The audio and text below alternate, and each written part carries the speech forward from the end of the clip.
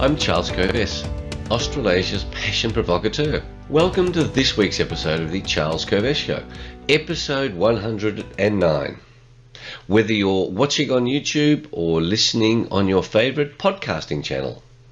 In this week's episode, I explore those who seem to have it all, but they're not happy, but they're depressed. How can this be? What was the point of all that hard work that led to having it all, or having almost all? Did these people sacrifice their purpose, their meaning for security, the illusion of having it all so that there'll be security? They get security, they have plenty of food, clothing, shelter, but no purpose. Living without purpose, living without meaning is very depressing. Each one of us has to discover what our purpose is, what our meaning is, because otherwise, what's the point? Stick around for some ideas on how to discover your point. I think you'll find it most helpful. For regular viewers and listeners, we've changed the format of the show so you can get into the content rapidly. The foundational principles of this show and details of my background are now contained at the end of the show after each week's unique content. And a further change, don't be too scared of too many changes. My review of what's happened during the past week in the world and in my life now comes after the show's big idea. So, let's head to today's big idea. I bumped into a successful person during the week which inspired this week's topic. I know plenty of successful people who have fought and worked for years, got what they worked so hard for, and are still depressed. They feel down, they feel flat, they are unmotivated. They're not happy. How can this be? They've got it all, and they're not happy. They have houses, cars, boats, holiday homes, travel, subject to lockdowns of course, children, grandchildren, and they're not happy. They're depressed. They're somewhat lost. There's a beautiful phrase I saw in the 80s, I think it was, on the front cover of a Business Review weekly magazine that has disappeared. Rich, retired and restless. They have solved the big life challenges that are challenges for most people. Small minority, no, but for most people, yes. The big challenges of security, of survival, of food, clothing, shelter, the basic necessities. They often wake up and say, now, having achieved this success, what's the point? Many of such successful people are really not very healthy and not very fit, so they're certainly low on energy. Many of these people gave away their health for security, for wealth, for getting as much of all as they could. And if this doesn't yet apply to you because you haven't got it all, but you're striving to get it all, then be aware that there's far too much evidence of people who have it all and suffer from this self-imposed syndrome. Be really careful, as they say in the classics, of what you wish for, because you'll get it. Use the insights of this week's big idea to prepare yourself for it 5, 10, 15 years down the track. That 15 years will come very quickly. If you're 50 now, you go, oh no, that's so far in the future, I don't need to worry about it. I'll keep sacrificing my purpose, my meaning, to be safe. I think it's a poor choice. I think the answer to this dilemma is two words: purpose and meaning, or purpose or meaning, whatever you prefer. But what is the purpose of your life? What's the meaning of your life? And that purpose and meaning can change. When you have a new baby, you know, it's very hard to overlook, hey, my sole purpose is to raise this child. Although with all of the discussions around late-term abortions, which I call murder. Plenty of people certainly don't think that's a big deal to have a child. Purpose and meaning. Your task is to discover that. Your task is to keep developing that all through your life, because you can then answer the question when you wake up in the morning, what's the point? Your point is the purpose that you've discovered for yourself at this later stage of life. I know 3 people who at 40 years of age had more money than they would need for the rest of their lives. All 3 of them retired. Within 6 months they were back doing bigger and better things. The challenge with discovering a new purpose, a new meaning, is that there is risk attached to that. Because if you head off in a new direction, then you don't know where that's going to go. And you might say, gosh, I'm getting a bit old to be taking such risks, because inherent in risk is mistake making. But without risk, there's very little reward. And living a life without putting yourself at risk, without taking mental, physical or spiritual risks, is indeed depressing. You are squashing your spirit. People in this situation have to start understanding that without risk, life gets pretty boring and dull, and indeed depressing. When I was a tax lawyer, I worked for many partnerships and people who were building businesses, and while they were building the business, taking the risks and doing all the hard work, they had great relationships. And then when they got to the successful phase of a lot of money, then they started fighting with each other. This boredom factor kicks in. You know, when you've mastered the particular game that you're playing, it gets boring. Just like noughts and crosses is boring. But not for a 3-year-old child or a 4-year-old. You see noughts and crosses in children's playgrounds. They're not bored with it. The other issue is that you don't have the energy to take the risks. You are not sufficiently healthy and energized to take the risks. And so you don't take the risks. And so my answer is, get healthier, get fitter. Start to rejuvenate your body, because almost every cell in your body is new after the next 12 months. You can rejuvenate yourself. And this applies whether you are 65, 70, 75, 80. Buckminster Fuller, of whom I'm a big fan, as many viewers and listeners would know, he says your purpose as a human being is to be a local problem solver in universe. He didn't say the universe, he said universe. So my question to you, to head you down this track of discovering purpose, is what local, national or global problem do you want to solve? Do you want to add some value to the solution of? Ask that question. What problem can you solve? What problem are you passionate about solving? What problem annoys you that you'd love to solve? What problem do you think politicians are ignoring? You could become the provocateur for the solution for that problem, locally, nationally, globally. And if you don't feel like doing this work of discovering your purpose and your meaning, then my advice to you is learn how to feel like it. Don't just go, I don't feel like it. No, understand first intellectually the price you pay if every morning you're waking up saying, what's the point? Learn how to put yourself into a state so that you do feel like it, so that you wake up and you go, I'm absolutely onto this next phase of my life now that I have it all. Now that I have, not all, but now that I have what I fought so long for. You can transform your life regardless of how old you are.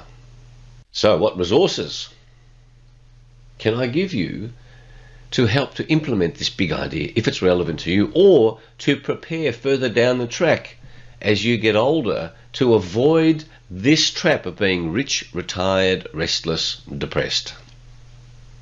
Well, Abraham Maslow talked about this syndrome, and he produced his hierarchy of needs. And these people that I'm talking about, or when you've solved it all, they've got to the top of Maslow's pyramid, his 5-level scale. I've talked about it in earlier shows, but the first level of the hierarchy of needs is physiological: food, clothing, shelter. The next one is safety. The next one is love and belonging. The fourth is esteem, self-esteem, confidence, achievement.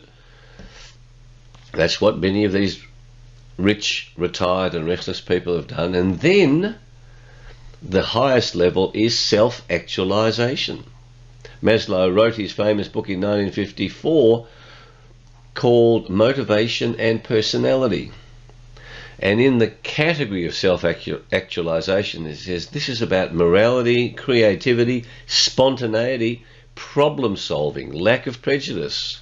But problem solving is a biggie. If you have no problems to solve as a human being, that really can be very depressing. Tony Robbins says progress is happiness. So if you're not progressing, then you won't be happy. So find a book that appeals to you on Abraham Maslow, or another book by John D. Martini called Count Your Blessings. And one of the blessings that I count is coffee. Oh gosh, Julie, that is so yummy. So count your blessings, because when you do count your blessings, it changes your space. And indeed, that's my spiritual tip today. Each day, while you're in this funk, in this not inspired space, each day write out by hand, not by typing, the 10 things you are most grateful for. Now that can change, but just let your pen flow. I am grateful that I live in Australia. I am grateful that I have a loving spouse. I am grateful that I have healthy children. Write out the 10 big things for which you are grateful at that particular moment. So that's your spiritual tip. My quote for you is somewhat longer today. It's from Anthony de Mello's wonderful book, Awareness. And it's a short passage, but it's a powerful quote. The great masters tell us that the most important question in the world is, who am I? Or rather, what is I? What is this thing I call I? What is this thing I call self? You mean you understood everything else in the world and you didn't understand this? You mean you understood astronomy and black holes and quasars, and you picked up computer science and you don't know who you are? Anthony de Mello, wonderful thinker. You don't know who you are? Well, do the work and find out who you are. And as you search for purpose and meaning, it helps you discover who you are. Because the clues to the problems you want to solve are clues to who you truly are. My song for you is by Gene Kelly in that wonderful movie Singing in the Rain. I'm singing in the rain. See, that means I'm happy in the middle of SH1T. Just singing in the rain, what a glorious feeling. I'm happy again. I'm laughing at clouds. See, and at the end of it he says, why is each new task a trifle to do? Because I am living a life full of you. And that's my message to you. When you are living a life full of you, you will sing in the rain regardless of what's happening. It's a wonderful idea, isn't it? Singing through all of the issues of life. And if there's meaning to what you're doing, it's very easy to sing in the rain. My health tip for you is to prepare a list of the 10 benefits for you if you became healthier and fitter. What specific 10 benefits can you identify for you? And then, what are the 10 ways that you've learnt about that are attractive to you in getting healthier or fitter, and or both.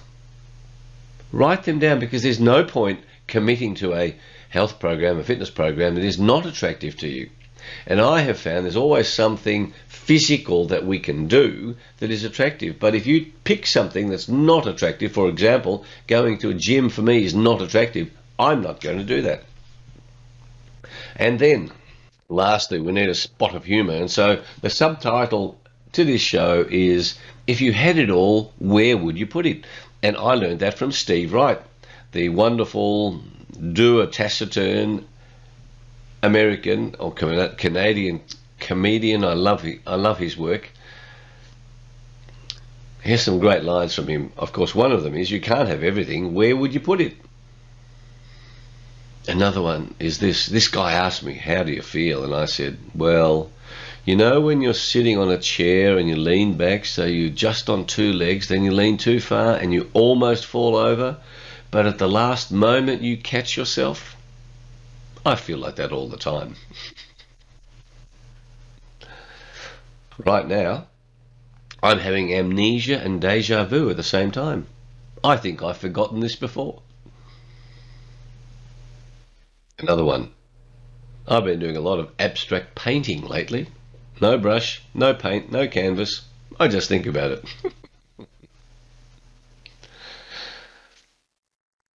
Every so often, I like to stick my head out the window, look up and smile for a satellite picture. Another one. It's a small world, but I wouldn't want to have to paint it. And lastly, everywhere is walking distance, if you have the time. Steve Wright, what a genius. So, think about how today's big idea can make a difference to your life. A life that I believe is meant to be all that you are capable of making it. I also believe that if you check out early and you stop making something of your life, then other problems occur, including health problems, including disease, including mechanical problems, including mental problems. You are meant to be, I believe, making the most that you can, becoming all that you are capable of becoming. My aim for this show is to provoke you, to inspire you, to motivate you, to examine your life now, regardless of how old you are, and keep doing it for the rest of your life. If you're in your mid-70s, on my assessment, you've got another 30 years of big-time living. You could be making your greatest contribution in the next 30 years, till you're 105, but not if you don't look after this machine of who you are. I invite you to subscribe on this YouTube channel if you haven't yet subscribed, or subscribe to the podcast. Sign up for Passion Points to Ponder on covest.com and charlescovest.com. Covest.com is for our corporate and public programs, and charlescovest.com has details of the self-awareness and passion quest. You can access my books, Passionate People Produce and Passionate Performance, at both of those websites. Now, let's have a quick review of what's happened on the planet and in my life over the past week. I continue to moderate 2 weekly shows of the Medical Doctors for COVID Ethics on global Zoom calls. They go for about 3 hours each, and they are in-depth explorations of what governments are up to, of what the medical profession is up to, of the lack of ethics of the medical profession in the context of the dramas we've been through over the last 2 years. There are lots of happenings in the digital asset, the cryptocurrency, the digital currency world. And there was a big collapse during the week, and I've had conversations with people about something called hyperverse. Have a look at it and understand the unpredictability of what's happening in that space. Interesting study to be done. The World Health Organization is angling to get ever more powers over the country in which you live, including Australia. The WHO wants the power to declare a pandemic anytime it wants, and wants to change the international health regulations. Be aware, everybody. I call on the Australian government to not pander to the requirements of the World Health Organization. I say the WHO has been corrupted. The Australian election is coming up in 6 days' time. Very interesting to see the existing federal government, the Conservative government called the Liberals in Australia. It's in trouble. I say it's in trouble because it's sold out its principles, its purpose, its meaning. Also interesting to observe many sudden deaths happening in Australia, around the world. Sudden deaths, people not waking up, including the 26-year-old daughter of the President of the South Australian AMA, the Australian Medical Association. I feel for the family, but sudden deaths? Wonder why these are happening, everybody. Look around. And then overnight, Andrew Symonds, another Australian cricketer, 46 years of age, dies in his car. Of course, I say accident. It's like the story of the pilot having a sudden turn at the controls of a plane in Florida, and then one of the passengers had to come in and land the plane. Lots of sudden stuff happening. What do you think about it? And last night, Julie and I went to see a musical called Driftwood, the Musical. Wonderful, wonderful, inspiring story of the journey of Slava Duldig and her husband Karl in the mid-30s in Austria, and having to escape from Nazi Germany, they were Jewish, from the threats to their lives. Very relevant these days to countries that are acting contrary to the interests of many of their citizens. Look up Driftwood the Musical. There's a book, it's based on a book by Eva de Jong, the daughter of Slava and Karl Duldig. Powerful, powerful lessons. Another salutary reminder of why you can be grateful for the position that you are in now, despite the challenges that you might have in your life. And of course, as the week goes on with all these activities, with working many, many hours, I continue to do my exercise. I continue to be careful about my health. I urge you to be the same. You can be busy, but you can be healthy. And if you get that balance right, particularly by listening to the messages in this show, then you can do that for a long, long time. You can be constantly rejuvenating, renewing. So, if you're new to the show, stick around now for the last part where I share our foundational principles and more background about me. Again, thanks for watching, thanks for listening. Until our next show, may your week be full of passion, full of health-giving passion, full of learning, fun, fulfillment, and the challenge of solving ever more problems, so that as you solve those problems, as you overcome those challenges, you continue to learn and grow and develop, and you become all that you're capable of becoming. Have a great week. Bye.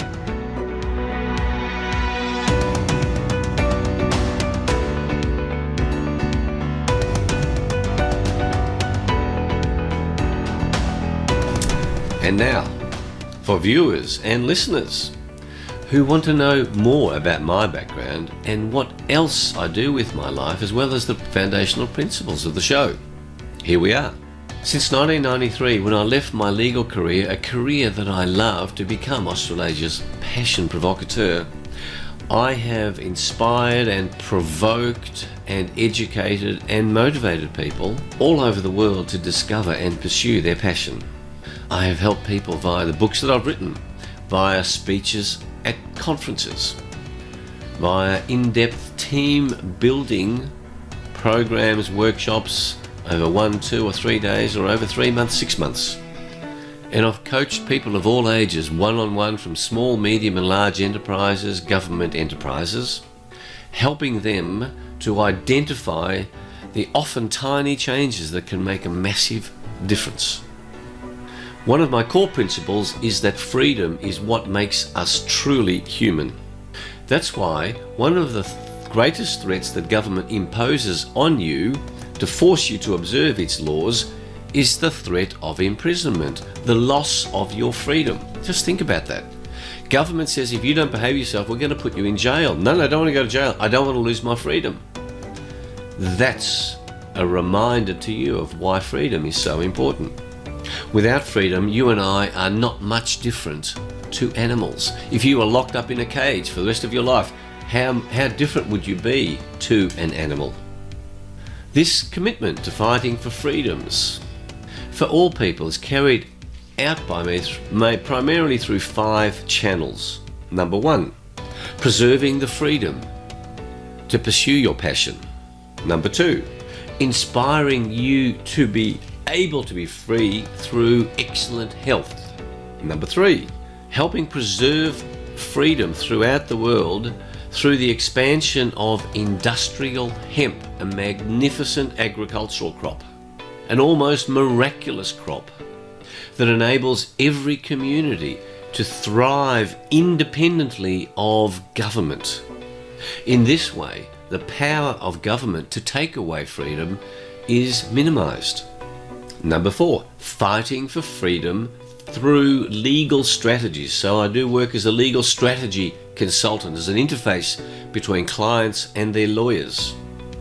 And number 5, as chairman of the Australian Institute of Comedy and as a board member of the Australian Cartoon Museum, fighting for the freedom of thought and speech through uncensored comedy and humour, through avoiding political correctness in the comedic space. When you block freedom of speech, freedom of thought, that's the beginning of the end of your freedoms. The foundational principles for the Charles Covess Show are founded on the formula SA plus P equals S. Your self-awareness added to your passion will guarantee that you are successful. And the best definition of success I have found in life is that success is the progressive realization of your worthy ideals. The progressive realization of your worthy ideals. This show is also guided by Socrates' famous principle and quote, "The unexamined life is not worth living."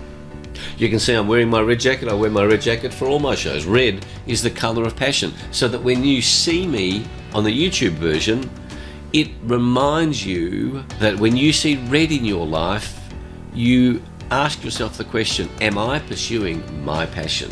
What am I passionate about? Am I still passionate about that? What might I newly be passionate about? Each week I explore one big idea that can change your life. And it's just one big idea because there's a chance you will remember it. If I give you too many ideas, then we get confused and we don't do anything.